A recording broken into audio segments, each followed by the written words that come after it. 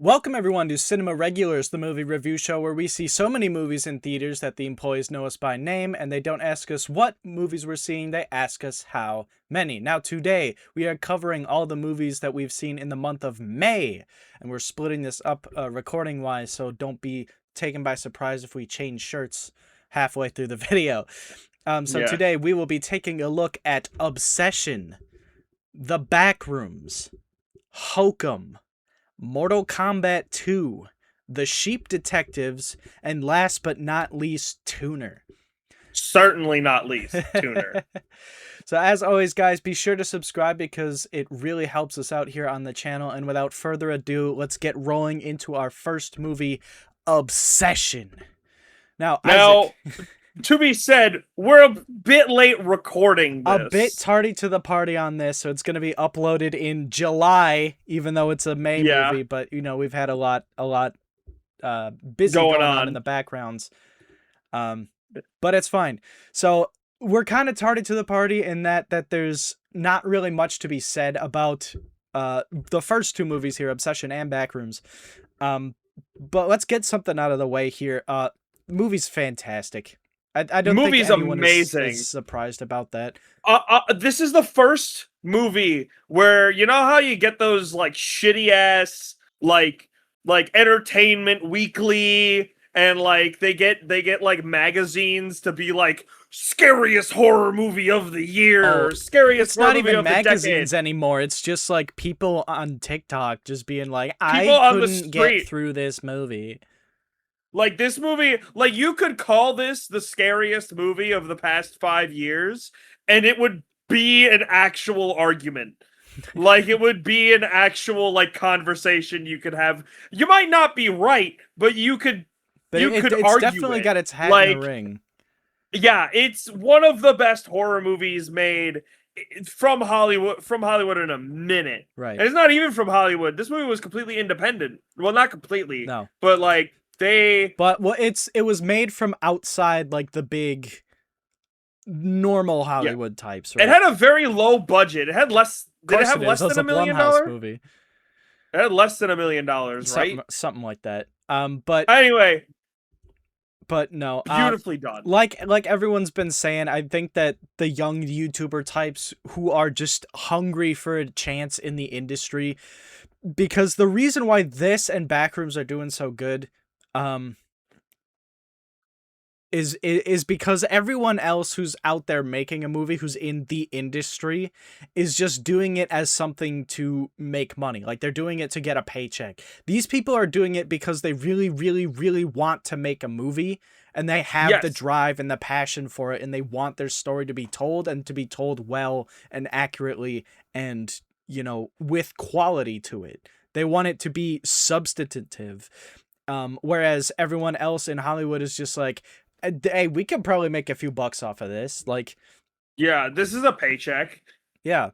Like, not everyone is going to have that kind of drive, but if you give someone who's, you know, really ambitious and has been doing stuff solo, like on their YouTube channels for all this time, they're going to have that, like, want and drive and passion to really push something great over the edge like this.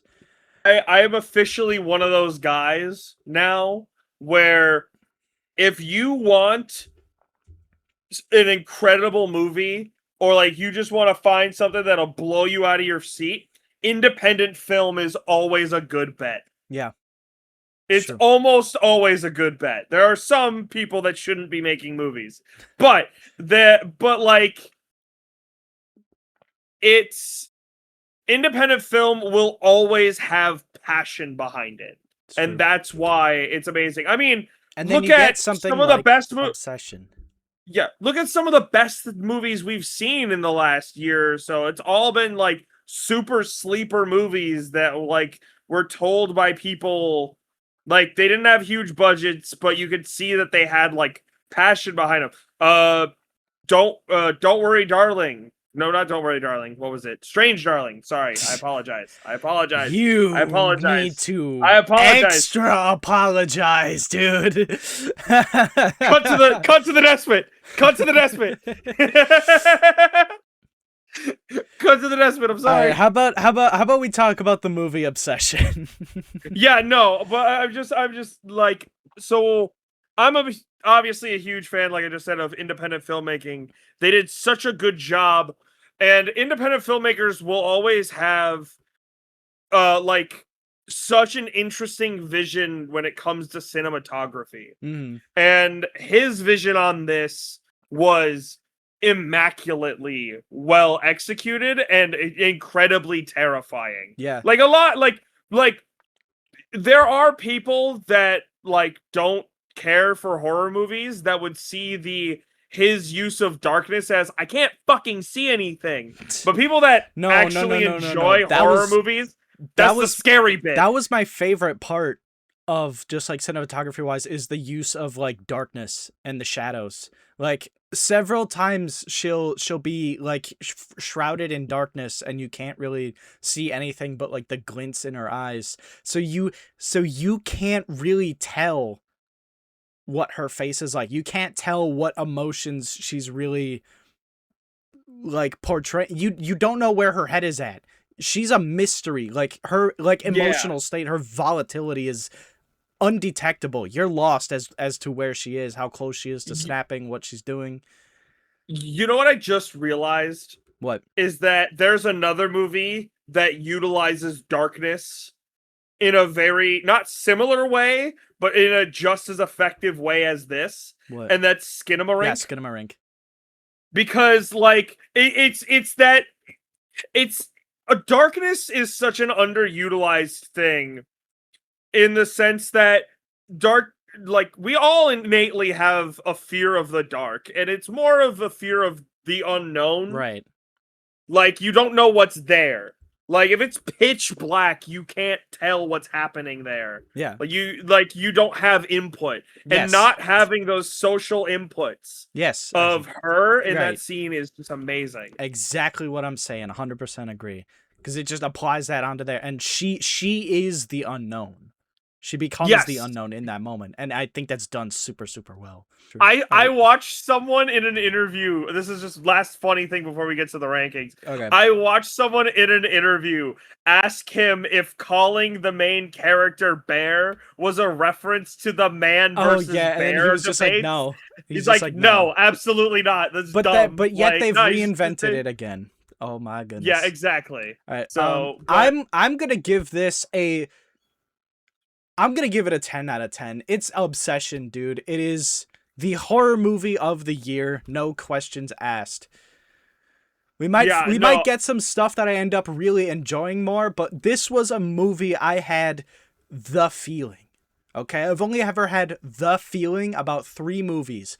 2 of them were 10s and 1 was an 8. The first one was Nefarious. I had the feeling. I was watching that trailer over and over and over again, and I'm like, this is gonna be so good, and it was. I just watched it again like 2 nights ago. Still fantastic, still amazing, still worth repeated watches. Second one I had was Last Voyage of the Demeter. Still a fucking cool ass movie, and I might even bump that up to a 9 out of 10. It's super fucking cool. And then all we had to go off of was the teaser trailer for this with him in the car. We actively avoided all the trailers for this movie. I've still not actually seen the real official trailers for it. All I've seen is the teaser trailer that came out with just Bear in the car. And I said, ooh, I feel good about this. I feel so good about this. And I was right. It still hurts every single time I think about it that we didn't do the same thing for Companion, because Companion would have actually been a really good movie if we hadn't seen the trailers. It's true. So yeah, 10 out of 10, Isaac? 10 out of 10. This movie's great. This he movie did that absolute cinema. Absolute cinema. It is, because it is. It is. It really is. It's so good. Like this is definitely, if it weren't for some other movies, this would be then my number 1 movie of the year. It's true. This is definitely the best. This is a tough ask to beat. Like even in the last like couple years of horror movies that we've gone to go see, like I don't think, is there any other ones that I don't think I've given a horror movie a 10 out of 10. because I think I gave Bring Her Back Nefarious was only a horror 9. movie. Okay, Nefarious. But were we doing this with Nefarious? I don't know. I don't know. I don't remember. I don't think so. No, I would have put it on there. No, we No. didn't have the podcast No. back then. No, but what I'm saying is this is probably one of the first horror movies, at me if I'm wrong, that I've ever given a 10 out of 10. Because this is just chef's kiss, at least on the channel. Nice. All right, moving on to our next movie, we have The Backrooms, made by Kane Pixels. Now, I'm going to start by saying that I've been following Kane Pixels since Backrooms Found Footage Episode 1. I've been going through everything. I've been going through all the secret unlisted videos. I've watched the Rolling Giant. I've watched the other thing that he did, that little... I don't even remember what it was called, but I watched that too. I don't even know if he... Anyways, so I was super excited to see this because I love the guy's work. He's so amazing. I was awesome to see actual like Kane Pixel CGI Backrooms, like with the fuzzy ass camera. That stuff was all done super well. All the set design was fantastic too. They put all that in there. Like if this doesn't win the Oscar for like best like set design or like scenery or whatever that is, that's a category, right? Yeah. If it doesn't win for that, insane. You got to have something pulling out all the stops for that shit. He's being nominated. Yeah, like he's at the very least has to be nominated. Of course, he's got to be nominated. If he doesn't, so much went into this. If he doesn't, it's literally proof that like they just hate that these YouTubers are making that they didn't make it. Yes, that's They're exactly only what gonna it nominate is. the stuff that they made, and not the stuff that's actually worth being congratulated. Yeah. So like I mean you showed me the Rolling Giant before. I like this type of horror. I find it very unsettling, and I like the mystery aspect of a lot of it. I like that kind of thing. I'm not very good at doing it on my own. Yeah. Like I prefer to have someone who is very engrossed in something like this to explain it to you. Well, not just explain it, because I easily miss things. Right. And I'm not one to watch a video over and over and over and over and over again. Right. So like it's nice to have someone who can kind of ingratiate you to this because your enthusiasm will kind of ride off theirs as well. Right. Which is what happened with you. You had me watch through all the Backrooms, and I'm glad I did, because I noticed things like instantly, like how this takes place like not even a month. Like it's a couple weeks after the incident with what's his name? I forget his name. Peter Tench, yeah. It happens like within like the following weeks of that. Mm-hmm. Like, and stuff like that, the async. Starting this movie with a massive async logo was fucking awesome. That was so cathartic to see. Like, just the movie started and then just boom, big giant blue letter A with async. It felt so good. It was like watching the fucking YouTube series in a theater, and it felt so amazing. That whole opening sequence was phenomenal. Now, before we get into talking about like everything that we love about this, and like everything we love about this is everything that everyone loves about this. Yeah. Well, yeah, good point. Fair enough. I will dip into a little bit of criticism I have in the movie. Is that he did not write the movie, correct? He did not like write the. Well, he Kane Pixels did not do. He wrote like the lore and like what the Backrooms is, and he was a consultant on that. But as far as like dialogue, the dialogue and like the story progression and like him with the therapist and like the whole person, like I don't know, like he was in charge of the Backrooms, like he knew what it was and he like guided that, and like this is how this story should be, but he wasn't the writer of it. No. Yeah, and that's literally everything that he wasn't don't directly blame in him charge for of. the dinner scene. Yeah, literally everything that he wasn't directly in charge of Yeah. is what I don't like about the movie. Yeah. Like I that's it. think personally, I think the dinner scene in the back rooms, it kind of brings the movie to kind of a halt. It's really slow. It goes on for a little too long. And I get that it's necessary for, like, character development and, like, oh, what this really means and, like, oh, this, but, like, I get it. I get it. It's like there's like It's metaphors also and like shit being thrown around in yeah. that, but like people came here because they want to see the Backrooms, okay? They don't want to see like this guy's feelings, okay? Yeah. And then it also does like confirm things. Right. Like cuz this is he come out and said anything like against anything that people are like theorizing right I now? haven't been looking into that. Okay. I'm just curious cuz like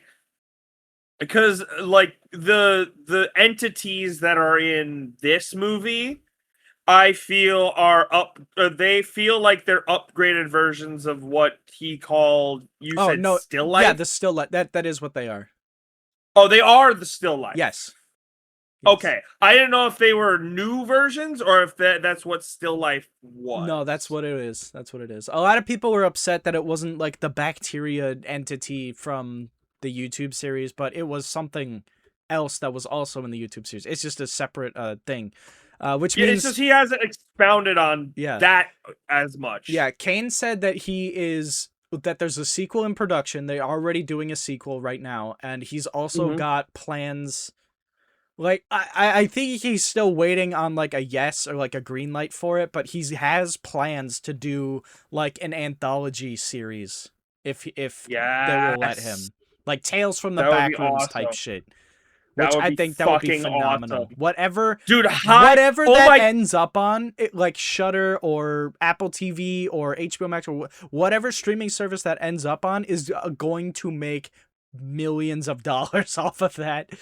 Dude, and it's like a high budget found footage episodes. Holy shit. Yes. Could you imagine that? Like, that would be fucking immaculate. Oh, that would be crazy. But no, anyways, but other than that scene, the rest of the movie had me fucking gripped. I loved every moment of it. Outside of that, I thought like the fact that they made 35,000 square feet sounds about right. Is something like that. They just made an insane amount of set. What's even cool is actually there's one scene, the road scene. Yeah. Where she's being chased on the road. I saw that. That was filmed outside. Yeah, on an actual road, and then they just had, they had like blimps or like balloons or something up there that darkened the sky over it to make it look like it was indoors. Like it was inside something. I thought which is a really impressive way of doing that. Right. That's so cool. It looks so clean. If you would have told me they built that, I would have believed you. Yeah. Like yeah, it was very well done. Mission accomplished there. Also, shout out that 7-foot Russian basketball player. He's like Bulgarian for doing or something like that. But like, shout out him for doing good in a movie. Again, being one of the like, actually like, he's still pretty scary. Like, people shit on Alien. Oh no, people shit on Alien people shit on Alien Romulus for like that specifically. I thought that his role in that was genuinely creepy and genuinely terrifying. It was just ripping off Alien 4. You're correct. But in this, like, I like how the thing itself is not actually scary. Like, if you're like just looking he was at chasing after him. That was pretty scary. Well, like that was scary. But like, say you were on like the other side of like a pane of glass. Like, say this thing was in like an SCP containment facility. I would be scared. Yes. Well, okay. I mean, it's creepy looking. Don't get me wrong, but it's tall and his face is melting, Isaac.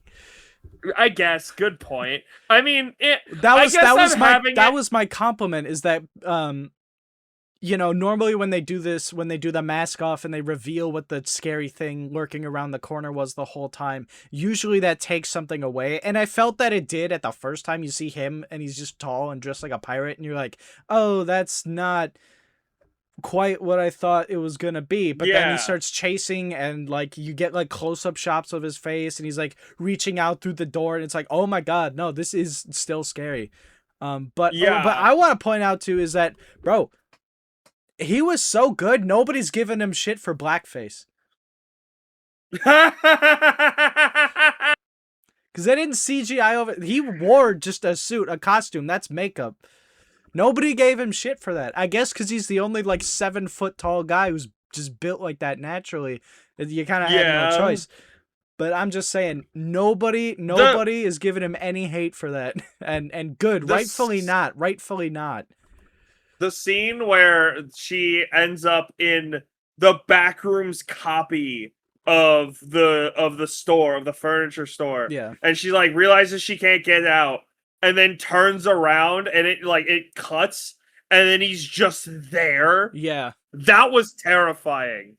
Very scary. That shot was like I cannot wait for him to expand on this and make more. Like, I know he's going to be the only problem I have with this, well, besides the dinner scene, is that he's working on the second one, which means we're getting nothing on the YouTube side. Well, I don't know, because we did get a small mini series on his channel that I thought was really cool, you know, while he was doing like this movie.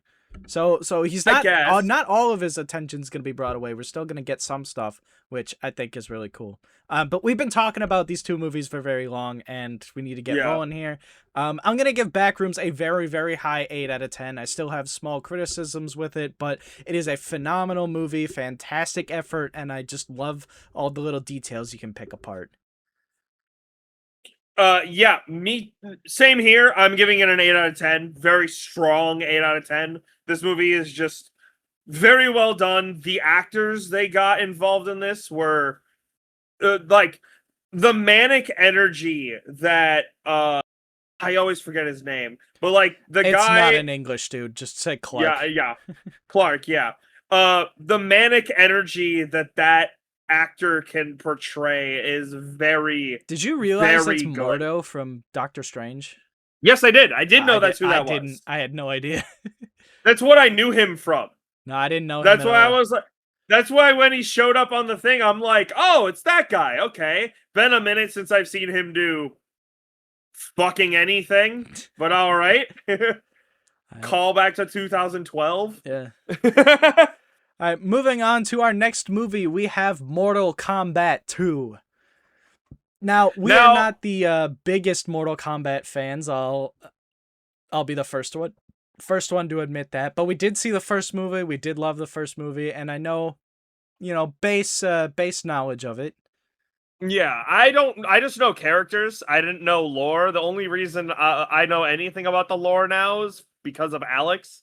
Yeah. So, to preface this, we did see these movies with most of the rest of the cinema regulars. Unfortunately, it's just schedules can't align. We didn't know anything. Yeah, that's the main reason why we were holding off on May for so long, is trying to get everyone together. And now that it's July, we just said screw it. We'll just do it. Yeah. But Alex knew a lot more about Mortal Kombat, and I have to say, loved the first one actually. Well, yeah. I thought it was a lot of fun. Kano, like that's just. I don't even know. Like, I don't even really play Street Fighter. I really don't. No matter what anyone says about these two films, Kano is the best fucking thing about both of them. I'm not even kidding. He is. When he's on screen, there isn't a bad... Kombat. You're right. My bad. I apologize. That's later this year. Yeah. But still... Kano's just the best. Kano was great. He's so good. I mean, I will say I like Carl Urban as Johnny Cage. Yeah, He did a good job. I thought he was a good pick for Johnny Cage. However, he did kind of play into like the kind of like like he was more grumpy than he was cocky.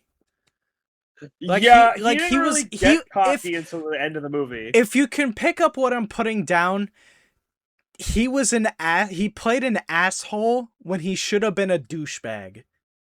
Yes, that is perfectly encapsulated. Yes, he was like that's the perfect way of saying it. Like again, he was just an ass when he should have been a shit. Yeah. Like that's exactly the same thing. To put it in like minutia detail, I think Carl Urban played him like negatively mean-spirited. Kind of like, you know, like, fuck you, like, kind of like, I'm too old for this shit, this is nonsense, leave me out of this shit. Yeah. Whereas, like, video game Johnny Cage is, like, positive mean-spirited. Like, the fucking, you know, just, like, grinning ear to ear while taunting you. This is, like, Johnny Cage is, like, he's like, you're not shit. Well, no, it's not you're not shit. It's that, like, oh, I'm too old for this shit. Whereas video game Johnny Cage is, I am the shit. Fucking deal with it. Like, that's his whole thing. Yeah. And, like, he eventually got there. Like, he eventually got cocky by the end of the movie. A little, but... A little. I feel like he should have super hammed it up. Which, I mean, I get he's kind of, like, a past his prime Johnny Cage. He's kind of a loser down in the dumps, which, you know, we've seen 100 times. But, like, I still feel like he should have been, like, full cockiness. Because that's what it was. So that's the kind of first ding off of this. I wasn't expecting them to just full on kill the characters, like the main characters like that. Especially like the one they invented for the last one. Yeah, Cole Young, and he just gets fucking just dropped into that acid. And I'm just like, oh shit, he was the main character last time. What the fuck? But no, I thought everything looked great. I thought everything was great. The fight between, I don't know their fucking names, Liu Kang? They're all Asian names, dude. I can't keep them apart. The fire guy, the dude and the with hat the hat guy. and the dude with the with the fire. The fat? What the fuck? The fire. The fire guy and the hat guy. Yeah, that was so good. That was the best fight in the whole movie. It absolutely was. No notes whatsoever. I think Alex said that the guy with the hat, whatever his name is, that's he's played by the guy's voice actor from the video games. At least at least the most recent ones, like 9, 10, 11, I think.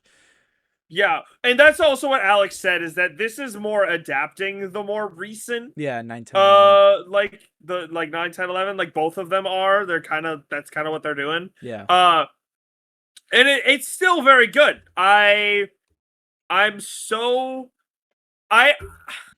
Is this a perfect movie? No. Is it enjoyable as fuck? Yes. Oh, it was so fun. Dude, the spectacle in this, the fights, the CGI looked really good. All the like prosthetics for the Spike guy, I'm completely blanking on names. Is his name Baraka, I think? I think it's Baraka. Baraka. Yeah. His teeth looked really good, like all his like spikes and shit. Like, I was impressed by that. Yeah. Like his teeth, because normally that looks like shit when they try to do stuff like that. It looked like how you would expect this guy to look when he talks. Yeah, like it actually really looked very well done. Yeah. All right. I got no extra notes, honestly. Yeah, me neither. I'm giving this an 8 out of 10. Super enjoyable. Same here. 8 out of 10.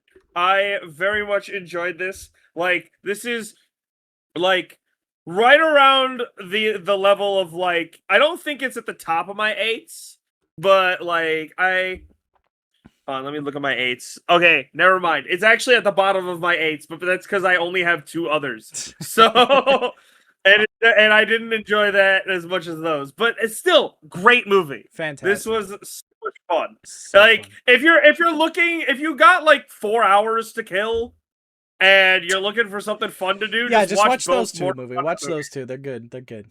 Yeah, they're good. Moving on to our next movie of the night, we have Hokum. Now, this is made by the same guy who made the movies Caveat and Oddity, two movies that I deeply love. I think they are fantastic films. Go see that if you liked Hokum and haven't seen them, or if you're just ready to get into any of these at all. Isaac, Plus, shout out our boy Adam Scott. that's true. I love Adam Scott as an actor. He's definitely back on his rise again, especially after Severance. Yes. I need to finish that. I never finished it. You do. It's a very good show.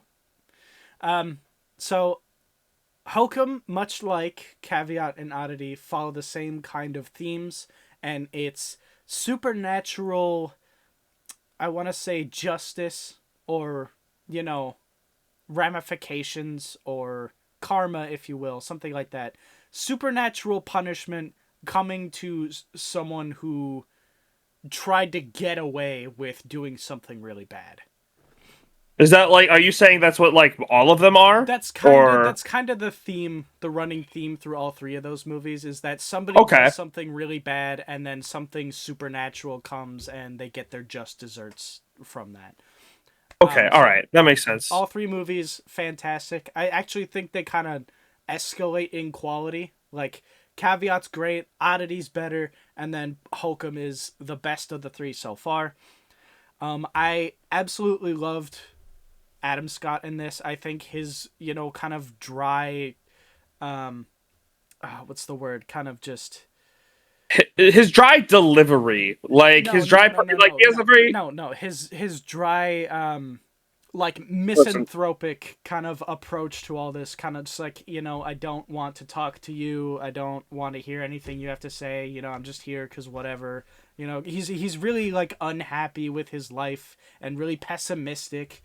And just like starting with that kind of approach and then being thrown into this, I think that was a good personality to have for the main character because he has a lot of flaws, so you can't fully like root for him, but you can root for him to get better.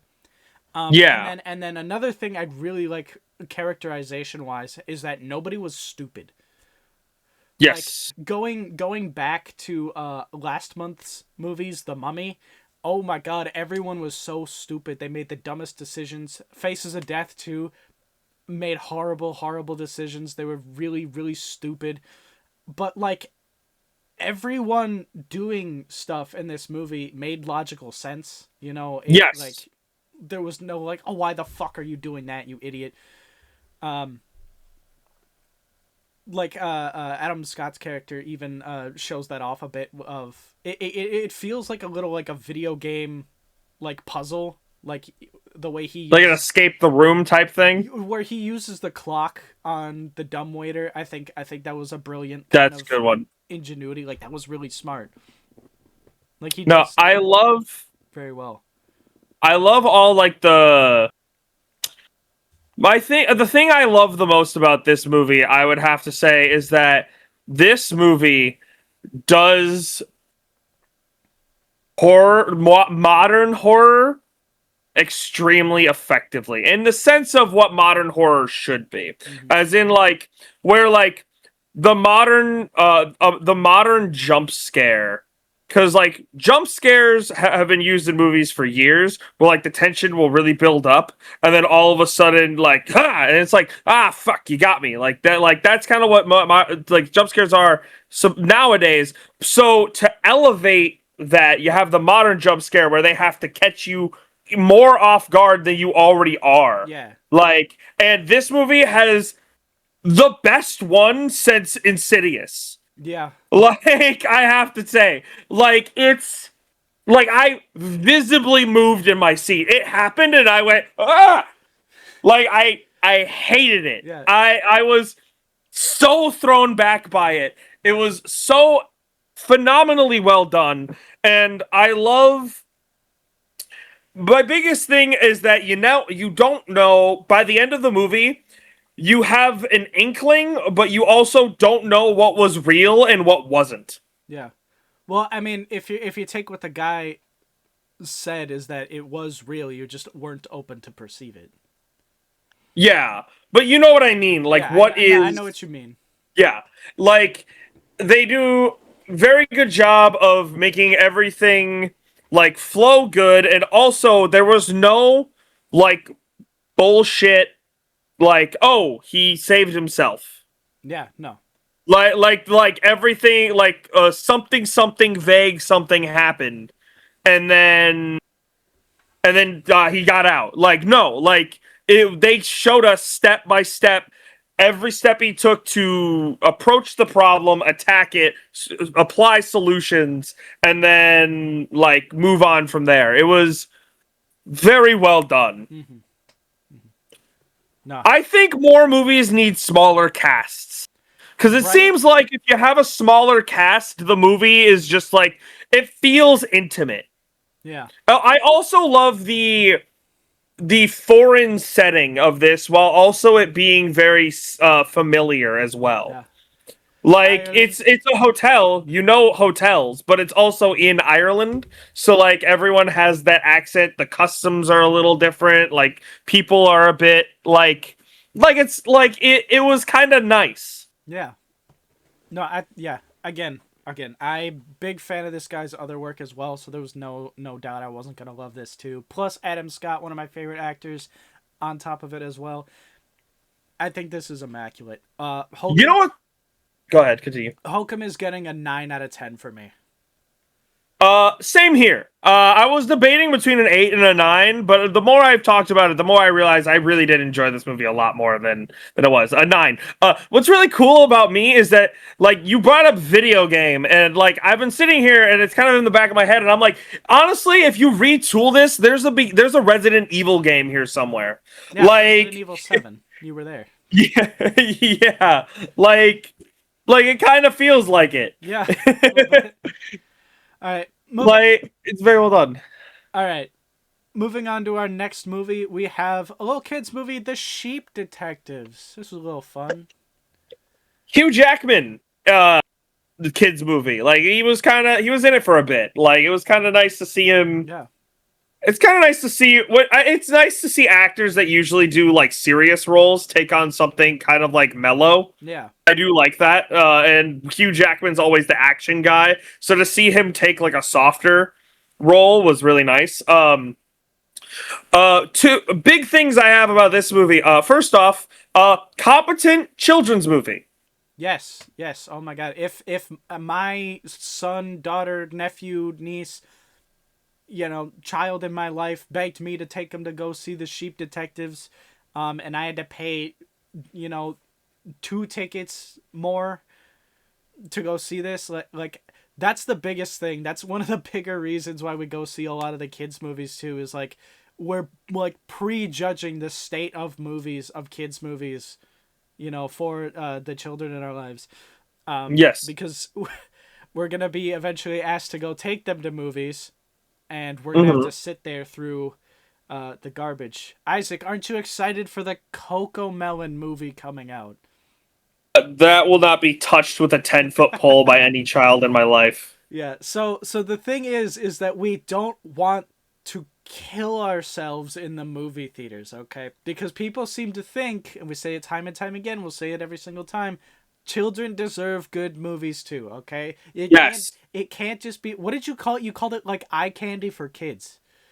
That is exactly what it That's what is. shit like that is that it doesn't have to be good, it doesn't have to be entertaining, it can be as annoying as it And, wants, as long and as in my there's goofy opinion, characters and shiny colors on screen. The kids are gonna watch it and we'll make the money.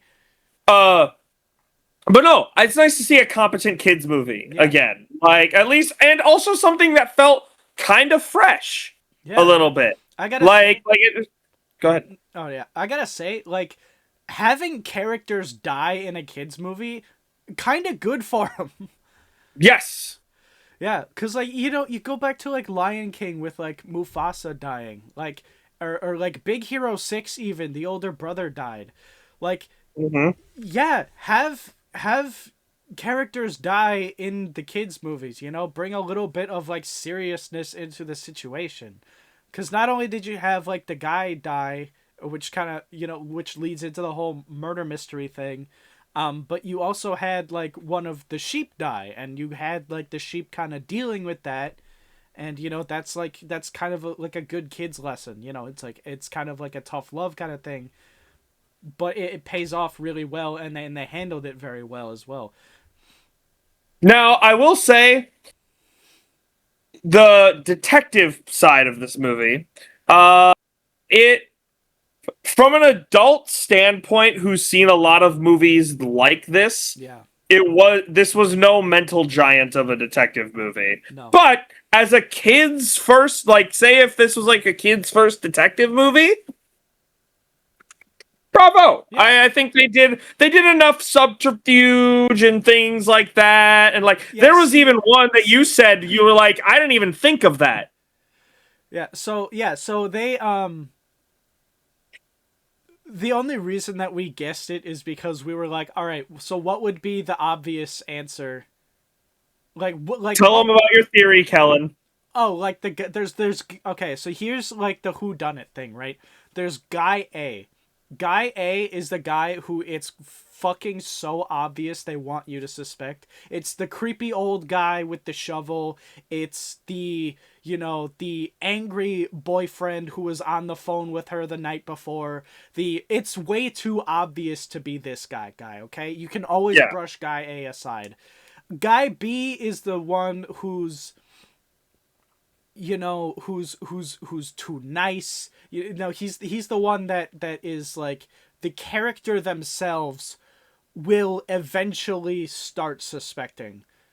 Yeah. It's like, wait, well, it's not that guy, because that was the first guy we tried. It's like, but then wait, no, what, it's gonna be you. It's you, guy B. And guy B's like, it's like, what? No, it's not me, I swear. It's like, no, it all adds up. And then there's guy C, who it actually is, which is like some one-off side character or something that you didn't really have on the table to begin with. That's usually the formula of this. So I ran through that and I'm like, all right, so who, like, if I was going to like trick a bunch of kids, who would it be? And it would be this guy, and it was that guy. But I had a few things on the table, like, okay, because they said one thing, and they said that the sheep said that the killer smelled like him. And I was like, okay, so it's either his daughter, who, is related to him and would smell like him, or it's the lady, because she had the note that the guy wrote, and it was rose-scented paper. So he would smell like roses, and she would smell like roses because she had the paper, and that's why I was like, okay, so that's a possibility. They didn't explore that at all. That never came up again. But and then they add in like one tiny like extra thing, and I'm like, oh, well, you should have said that from the beginning. It's this guy, and it was. And I'm like, Yeah. I just didn't guess it because you fucking, it wasn't on the table yet. I didn't know this was a thing. It is really funny to me that the person like us going to go see this movie, like one of the people in this movie is about to be in what will probably be quite potentially definitely the biggest role of their career so far, at least. What? The reporter guy, that's He-Man. Oh, is it? That's the guy about to be He-Man. Oh, interesting. Yeah. So it was very interesting to see him like in here, and I'm like, wow, we're gonna watch this guy fight Skeletor in about a month. Yeah, I didn't know like, yeah. It was him. I thought I brought that up. Well, props for his career this year, because. Yeah, no, but I think the sheep were fun and funny, and like I didn't like the little one. person. I didn't like the Bella Ramsey one. It was annoying. Well, yeah. I mean, all those kids were annoying. They were just asking questions incessantly. I mean, yeah, kids do that, but no, like, it was just the one. That was her character trait, is that she wouldn't shut the fuck up and kept asking questions over and over again, even though if they weren't relevant to anything. The other kids, True. Didn't do that. True. They just wanted to give her as many lines of dialogue as possible. Right, but no, I liked the characters. I liked the plot device, or not really plot device, but like the character thing they gave all the sheep where it's like, we can just choose to forget. And then there was the one that like always remembers. I drink to forget, but I always remember.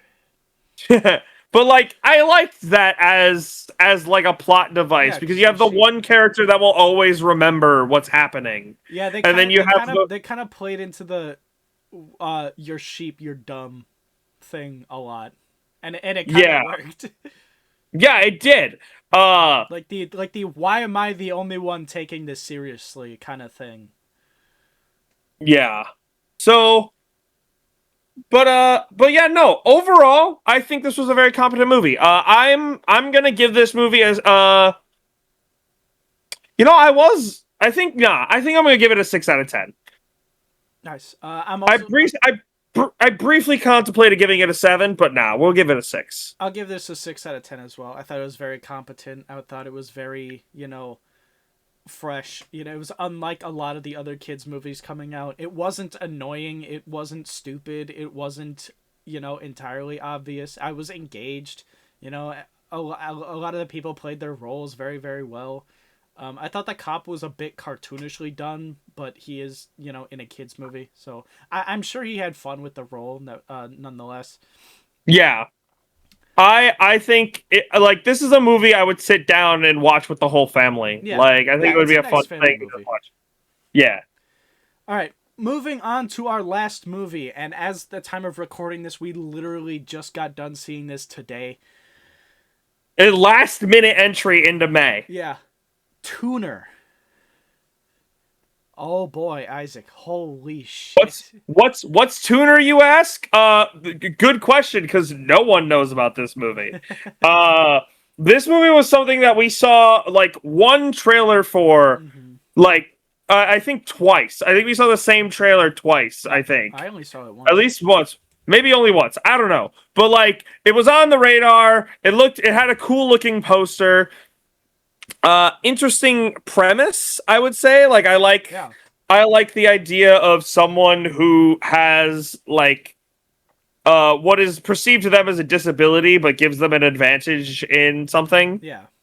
I like that kind of aspect. But this movie we went in, we're like, oh, this looks interesting, guy heist kind of thing, like a double life kind of movie. Right. All right, this is interesting. I like this. This is a cool idea. Went in expecting like a 7, like at least maybe. Yeah. This movie blew all expectations out of the water. Yeah. This was phenomenal. I thought the character writing and character development, character interactions, everything they did character-wise was outstanding. The movie opens up with the main character and Dustin Hoffman's character just gabbing back and forth to each other throughout all these scenes, and you get a chance to really like just watch them in their natural environment, in their daily conversations, in the things they talk about, and you get a really strong feel right off the bat for who these people are. And then it just carries on and keeps going from there. Every single character is really fleshed out and well written, and even to the point where some of them you can just look at them and know everything about their character. Like the guy with the dog, you can just see him and just know all his character flaws. He's a lazy piece of shit. He's not even really interested in the family business. I described him as he got hired because he's the nephew of the boss. Yeah. He's not good at his job, but he's family, kind of thing. You can immediately see that. And yeah. I just think everyone did such a good job portraying the characters. Everyone did a good job like writing the characters on who they're supposed to be and like, how they're meant to come across as, and they do come across very well. I was super entertained. I was locked in on every single scene. Yes. I thought there wasn't a second of this movie wasted. I think every scene has weight and is valuable and impacts the story. Even the parts where you see something and it's the Chekhov's gun, they're going to come back to this. It doesn't always come back in the way you think it does. Like I was expecting it to go one way, but then it came back unexpected. Oh, that's even worse than I thought it was gonna be. Yeah, I like I love the sound design in this movie. I think they do Yes. a very good job. I mean, it had to have good sound design, but they did a very good job of keeping it consistent throughout. Mhm. This was phenomenally well done. I love that in any given scene you can't tell if you are hearing it through the POV the of the main character or like hearing it from everyone else, because sometimes it's very obvious and other times it's like, okay, how are we, is this just convenient for us for the scene? Like it kind of kept you I guessing. would imagine so.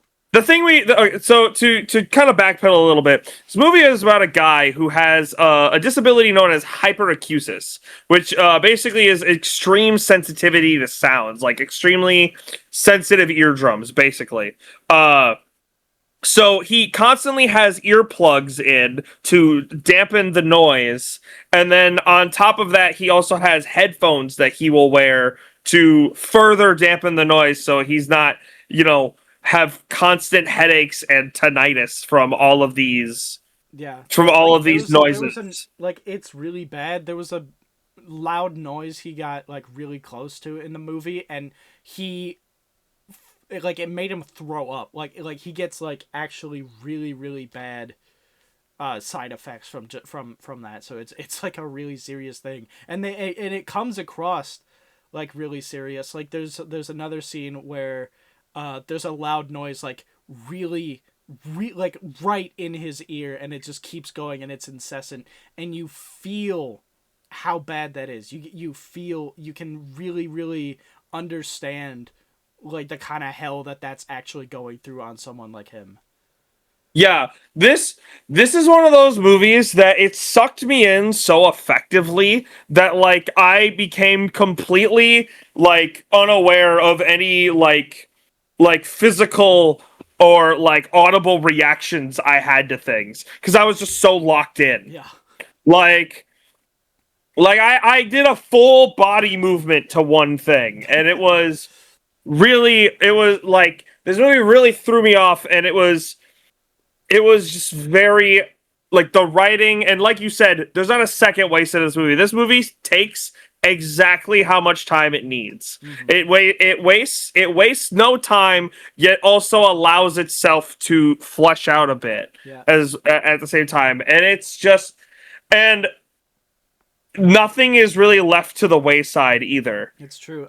In my opinion, I think it's a pretty big shame that it's such a small movie and is getting such a limited run in theaters, because I would love to see like a whole handful of YouTubers like reactions and really breaking this movie down, and like, getting all the people I follow getting their interpretations of the film, the things they liked about it, what they didn't like about it. Like I want to see more reviews of this, but I don't think it even has the traction or the power to gain that kind of attention. Yeah, this is one of those movies that will definitely have like a cult following. Yeah. Well, Like, Cult of Us too. Cult of yeah, two at the bare minimum here. at the bare minimum. Needless to say, I'm giving this movie a 10 out of 10. It is phenomenal, fantastic. Up there with Obsession. That's two 10 out of 10s in one video, in 1 month. Man, you know what? I don't think we have a single bad movie on this list. No, I can't. I don't know if we have a bad May movie is this the month. month of movies. May is May May May. All the fucking heavy hitters came out in May. absolutely. It's gonna be a hard like sell for the rest of the year. I am also giving this movie a 10 out of 10, right up there with Obsession. Like this is only this is only the third one I've given out this year. For context, 2 years ago I gave out like five. Like I had like 5 10 out of 10 movies like 2 years ago. It has been a rough couple years in the theaters recently. Like and now we're back. Where it seems like we're on the upswing. Yeah, movies are allowed to be good again. How about that? Yeah. All right.